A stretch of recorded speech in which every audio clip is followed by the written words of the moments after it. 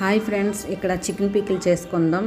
ఫస్ట్గా ఈ ధనియాలు, జీలకర్ర, ఆవాలు 1 స్పూను, 1/2 స్పూన్ మెంతులు, లవంగాలు 4, ధనియా ఏంటంటే చెక్క, లవంగాలు ఇవన్నీ తీసుకొని ఫ్రై చేసుకోవాలి. తర్వాత ఈ ఫ్రై అయిన తర్వాత ధనియాలు కూడా వేసుకోవాలి. వేసుకొని బాగా మరి ఎర్రగా కాకుండా మీడియంలో ఫ్రై చేసుకొని ఉంచుకోవాలి. తర్వాత మిక్సీలో ఇవన్నీ వేసుకొని పౌడర్ చేసుకొని పక్కన పెట్టుకోవాలన్నమాట. తర్వాత చికెన్ బాగా క్లీన్ చేసుకొని మెత్తని పీసులు బాగా ఉంచేసుకోవాలి. ఈ మెత్తని పీసులు ఇవన్నీ దాంట్లో ఒక గిన్నెలో వాటర్ లేకుండా తీసుకోవాలి.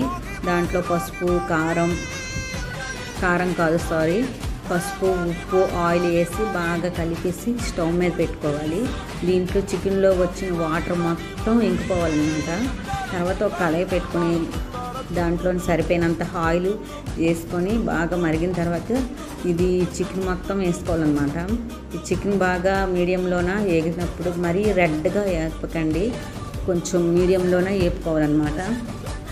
తర్వాత దాంట్లో ఈ ఆయిల్లోని చికెన్ కొంచెం వేగిపోయిన తర్వాత లాస్ట్లో కొంచెం వెల్లుల్లిపాయ గుడ్లు వేసుకోవాలి. వేసుకొని వేగినప్పుడు ఇది పికిల్స్ వేడివేడి అన్నంలో కలుపుకుంటే చాలా టేస్టీగా బాగుంటాయి కూడా. తర్వాత ఇది వేగిపోయిన తర్వాత అల్లము, వెల్లుల్లి బాగా వాటర్ వేయకుండా దంచేసుకోవాలి మెత్తగా. ఆ పేస్ట్ వేగిపోయిన తర్వాత పచ్చివాసన అంతా పోవాలి. తర్వాత స్టవ్ నుంచి దించుకోవాలి. ఆ వేడి మీద కారం, ఉప్పు, మనం దంచుకున్న మసాలా పౌడర్ మొత్తం వేసుకొని బాగా కలిపేసుకోవాలి. ఇది చల్లగయ్యాక 2 నిమ్మకాయలు, పెద్ద సైజు నిమ్మకాయలు బాగా రసం తీసుకొని దీంట్లో కలిపేసుకొని ఉంచుకోవాలి. 2 రోజుల తర్వాత ఈ పచ్చడిని వేడి అన్నంలో కలుపుకొని తింటే చాలా సూపర్గా ఉంటుంది. మీరు కూడా ఎప్పుడైనా ఇలా ట్రై చేయండి. ఆయిల్ మొత్తం పీల్చుకొని చూసారా. తర్వాత ఇది కలుపుకున్న తర్వాత అయిపోయింది పికిల్. 2 డేస్ తర్వాత తింటే చాలు. Please subscribe